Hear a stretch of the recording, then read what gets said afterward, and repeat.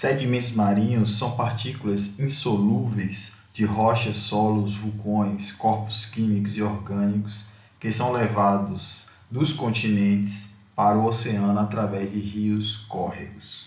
Geralmente as partículas costumam ser de diferentes tamanhos, as quais são encontradas tanto às margens quanto no fundo do oceano. Erosão do solo, erupções vulcânicas, terremotos, tempestades de areia, derretimento de geleiras são os principais responsáveis por causar a formação de sedimentos marinhos. Em geral, temos como tipos de sedimentos em margens continentais, sedimentos terrígenos e siliciclásticos, advindos do continente através de transporte eólico, como em 1, transporte fluvial em 2, processo de erosão costeira, como em 3, e quedas de cinzas vulcânicas em 4.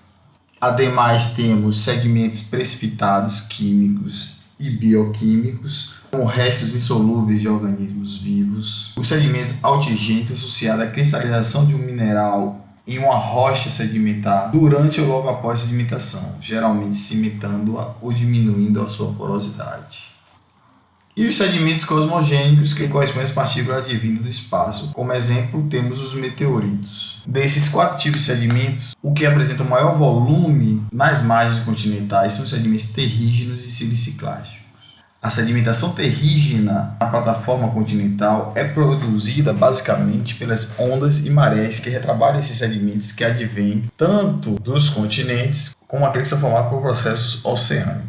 O ambiente do fundo submarino é subdividido no ambiente nerítico, associado às plataformas continentais, e o ambiente oceânico, subdividido no ambiente batial, associado aos taludes continentais, e o ambiente abissal, associado à elevação, sopé e planície abissal. Ademais, temos o ambiente hadal, que corresponde às fossas tectônicas submarinas. A zona batial, abissal e hadal compreende uma zona afótica, enquanto que o ambiente nerítico está associado ao ambiente fótico, ou seja, os primeiros 200 metros de profundidade de lâmina d'água. A sedimentação nas plataformas continentais podem ser carbonáticas ou siliciclásticas. No caso das plataformas carbonáticas, existem algumas condições de formação. A primeira delas é o isolamento do suprimento sedimentar clássico terrígeno, que pode ser limitado por fatores tectônicos ou climáticos. O clima dos continentes adjacentes à plataforma também tem um efeito importante. Em geral, em regiões mais desérticas, a precipitação é episódica, o que significa que há pouco transporte de sedimentos dos rios para o mar.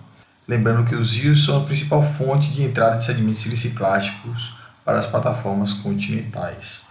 A entrada desses sedimentos na plataforma faz com que a água nas proximidades fique mais turva, impedindo a penetração da radiação solar. Dessa forma, as plataformas siliciclásticas são oriundas dos sedimentos terrígenos transportados por rios de grande porte, cujos sedimentos são dispersados pela ação de ondas e marés no ambiente marinho. Portanto, onde tem rios de grande porte conduzindo sedimentos siliciclásticos, as plataformas resultantes são siliciclásticas. E onde há isolamento do submesso sedimentar siliciclástico, as plataformas são carbonáticas. A segunda condição é que as águas marinhas sejam rasas e quentes. Em geral, as plantas fotossintéticas e as águas são dependentes da disponibilidade da luz, onde a penetração da luz solar é controlada pela profundidade da água, como mostrado na imagem, onde tem-se a fábrica dos carbonatos, onde a zona de saturação da luz está nos primeiros 10 a 20 metros de profundidade de lâmina d'água, e a quantidade de material em suspensão no mar, que corresponde ao sedimento siliciclástico. Um aumento ou redução da salinidade inibe a produção e a temperatura ótima é cerca de 20 a 25 graus Celsius. A circulação superficial dos oceanos é um importante mecanismo de controle e distribuição do fluxo de partículas sedimentares que recobrem os oceanos atuais. Essa distribuição produz correntes termohalinas, ou seja, aquelas induzidas por mudança de densidade e determinada pelas variações de temperatura e salinidade da água do mar. Como mostrado na figura, a circulação termohalina origina da fusão do gelo das calotas polares existentes nos polos com a formação de águas frias e densas que se deslocam em direção às altitudes mais baixas. Esse deslocamento conduz à movimentação lateral e vertical das massas de água de densidades menores e sua ordenação segundo a latitude e profundidade, e promovem a erosão e a redistribuição dos sedimentos previamente depositados. Quanto à circulação termoalina, temos uma diferença de circulação entre os hemisférios norte e sul, onde no hemisfério norte a circulação é no sentido horário, enquanto no hemisfério sul a circulação é no sentido anti-horário. Quanto ao mapa de distribuição atual dos sedimentos oceânicos, percebe-se que existe um controle físico-químico da deposição das partículas no fundo dos oceanos, com a forte dependência entre a solubilidade iônica e a temperatura. O mapa mostra a distribuição dos sedimentos do fundo oceânico. Temos os sedimentos neríticos em marrom, associado às plataformas continentais, os sedimentos pelágicos de fundo oceânico em amarelo, as vasas calcárias em azul, estão associados às águas rasas e quentes, mais comuns em regiões equatoriais e intertrópicos, enquanto que as vasas silicosas em verde estão associadas às águas profundas e ambientes circumpolares. Entendam como vasa uma espécie de lama de consistência muito tênue que se acumula no fundo do mar, formada por elementos orgânicos como carapaças de animais, diatomáceas e minerais. Um exemplo da distribuição entre as vasas calcárias e carbonáticas está associado à solubilidade dos carbonatos, onde existe uma profundidade limite conhecida como profundidade de compensação do carbonato de cálcio, determinada pela temperatura abaixo do qual o carbonato é totalmente solubilizado. Nos fundos oceânicos, essa zona de compensação da calcita está em torno de 3.000 metros de profundidade, onde acima dessa profundidade as vasas calcárias são preservadas. Entre 3.000 metros e 4.000 metros de profundidade, o carbonato é parcialmente solúvel, enquanto que acima de 4.000 metros de profundidade ocorre a total dissolução do carbonato, mas as vasas silicosas são mais comuns. Desse modo, nos oceanos circumpolares, as baixas temperaturas levam à formação de depósitos biogênicos silicosos, como discutido anteriormente.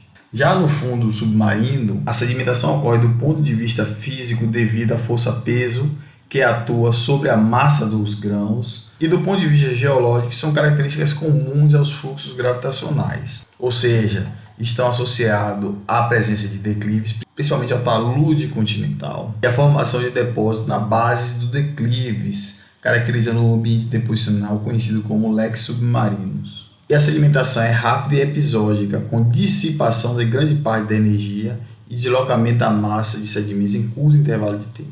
Nesse tipo de ambiente, temos os fluxos gravitacionais de massa, onde o movimento se inicia quando a componente tangencial da força-peso supera as forças de resistência, ou seja, o atrito. Isso faz com que os blocos de rocha se movimentem a partir de alguma superfície de fraqueza pré-existente.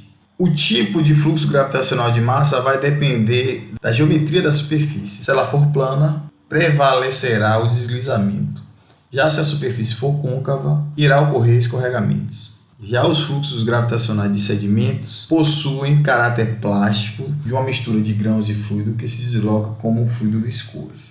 Em síntese, nos fluxos gravitacionais, a força-peso age na massa de sedimentos. Inicialmente, o movimento ocorre quando a força-peso na direção do movimento supera as forças de atrito, onde toda a deformação está inicialmente concentrada na base desse bloco, caracterizando o processo conhecido como deslizamento, sem deformações internas perceptíveis, que evolui com o fluxo para o escorregamento, onde o atrito transpassa a superfície de contato entre o bloco e o substrato e deforma as camadas internas, apresentando deformações pervasivas, característica dos escorregamentos. No deslizamento e escorregamento, a matriz é resistente à ação do fluido intersticial e neles ainda existe preservação das características do depósito original. Com a evolução do escorregamento, passa para um fluxo de detritos com a perda das características do depósito original, caracterizando fluxos laminares de blocos, seixos, areia e argila,